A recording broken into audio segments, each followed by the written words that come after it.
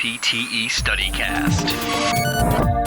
All right, welcome to NPTE StudyCast with Alicia Flock from the University of South Carolina, covering multiple sclerosis.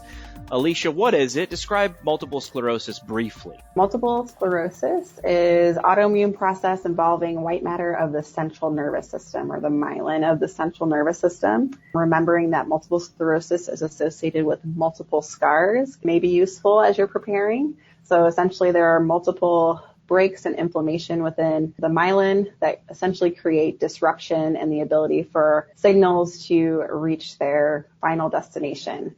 Sensory information coming up is disrupted, and or motor information leaving the system from a movement perspective is impacted. So now what's involved? You mentioned several anatomical areas of where MS comes into play. What are some of those, and what are the causes of MS? The primary areas impacted, remembering that it's only the central nervous system. Bigger areas to consider are the cortex, the cerebellum, the brainstem, and the spinal cord.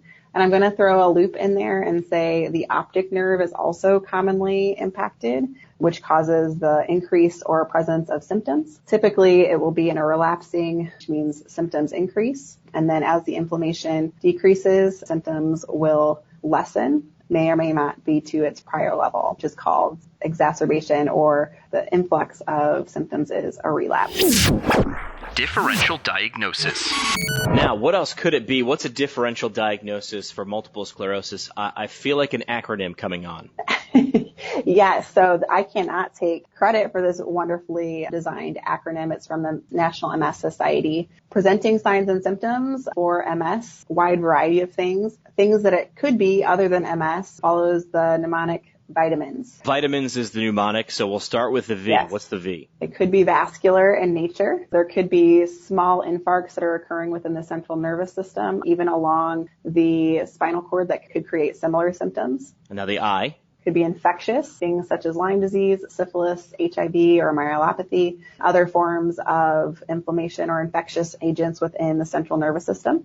T. Traumatic, so spondylitic myelopathy is an example of how there could be trauma to the central nervous system creating similar symptoms. All right, now A. Autoimmune, so we know that there is an autoimmune component to MS, but it won't follow the same pattern that MS does. So examples of other autoimmune processes are central nervous system vasculitis. Kett syndrome of sarcoidosis can also have autoimmune responses that create similar symptoms to MS. Now M. Metabolic or toxic. This could be deficiencies in vitamin B12 or vitamin B6. It could be due to radiation or hypoxia. All right, the second I in vitamins. Idiopathic, which means I don't really know why. It could be spinocerebellar degeneration, Friedreich's ataxia, and Arnold-Chiari malformation. All right, the N in vitamins. Neoplastic essentially means a growth or some sort of tumor in the nervous system, like a lymphoma or a glioma. And there could also be cord compression due to metastases of other originating cancers. And finally, the S. Psychiatric. No specific diagnoses, but there can be psychiatric conditions that have symptoms that will present similar to MS. All right, vitamins, your differential diagnosis for multiple sclerosis. Yes. I'm sorry that rhymed. Special tests. How to prove it or disprove it? What are your special tests for multiple sclerosis? From a physical therapy standpoint, there's obviously many diagnostic tools that, from a medical standpoint, that are used that we are not going to include in our practice, such as MRI and lumbar punctures to assess cerebrospinal fluid. But what we're looking for is the presence of central or cerebellar signs. So we know that the central nervous system can be impacted. And so we're looking for things such as hypertonicity, cerebellar signs, which include dysmetria, dysdiadochokinesia, or presence of ataxia. And in my experience, it's often in an unpredictable pattern. So unlike someone that's living with stroke, where the predictable pattern is typically in a one portion of their body, so one arm and one leg may be affected following a stroke. Someone with MS may have symptoms that are bilateral in nature, or they might affect one upper extremity. One of the other components to look for are symptoms and how they may fluctuate with relapses or exacerbations where symptoms get worse. You might have periods of worsening symptoms followed by periods of symptom improvement, and they may become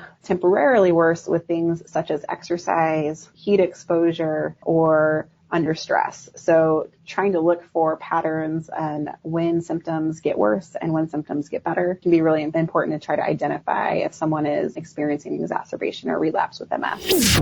Treatment examples. Now, what does a physical therapist do about it? Some treatment examples. There's a variety of ways that we can optimize the movement and function for individuals living with MS. The first thing we need to do, I would say, part of this is a little bit of a culture shift, is having early referral to physical therapy so that we can maintain and optimize function early on, which would include things like fall prevention and using cardiovascular exercise at moderate levels of intensity to slow disease progression. Other things we can do is if someone is having trouble with balance or walking, we can use remediation. So practice those things for improvement. And then if needed, implement or utilize compensatory strategies such as assistive devices to help when they're having higher levels of fatigue or increased levels of symptoms. So they may not need it all the time, which would be a little bit of a different approach than someone that may need an assistive device all the time. Finally, making sure that you're addressing fatigue and incorporating that into your plan, as well as heat sensitivity. So using cooling vests and cooling strategies within any exercise or environments that you would expect increased heat exposure. Here's your example question. A patient or client with MS is admitted to an inpatient rehabilitation facility following an acute exacerbation. Which of the following best describes consideration of a physical therapist when developing interventions for this individual? A. All cardiovascular exercise is contraindicated. B. Cooling strategies, such as the use of a fan, will be important to incorporate into sessions. C. Maximal strengthening exercises should be incorporated early into rehabilitation. Or D. Improvement is not likely and interventions should be focused on wheelchair seating and positioning. Think about what you would answer.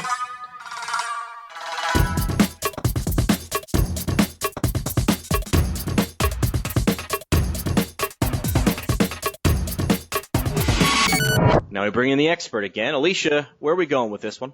All right. Best answer for this question would be cooling strategies such as use of a fan would be important to incorporate into sessions. You're a winner! Heat is something you want to avoid when working with a patient with multiple sclerosis. Yeah, so heat exposure can increase symptoms temporarily, so it can create more fatigue, it can bring on symptoms of weakness or increased sensations, numbness and tingling, etc. So especially when exercising, which we're hopefully doing within physical therapy sessions, you want to incorporate cooling strategies to avoid worsening those symptoms and allow them to work a little bit more optimally. Excellent. Now let's review the wrong answers. How about A, all cardiovascular exercise is contraindicated. Don't do any cardio. Okay, so cardiovascular exercise is not contraindicated. The biggest component of this is to incorporate cardiovascular exercise at a moderate level of intensity. And I typically recommend using the Borg scale so that you can try to identify what is moderate for that individual. Please do cardiovascular exercise, but keep it at the moderate level. All right, option C, maximal strengthening exercises should be incorporated early during rehabilitation. So this is sort of swinging the pendulum in the other direction. Maximal strengthening exercises would likely not be appropriate early on, especially after an acute exacerbation. If you did want to incorporate strengthening during rehabilitation, it would likely need to be at the moderate levels and be built upon as the person was able. And finally, D, improvement is not likely and intervention should be focused on wheelchair seating and positioning. We should expect some improvement and we should aim for optimizing that individual's function. So prognosis following an acute exacerbation would likely include some sort of intervention, and jumping definitively to wheelchair seating and position most likely would not be the best option. Got it. All right. That's all you need to know about multiple sclerosis for the NPTE. NPTE StudyCast. Brewed by the PT Pintcast.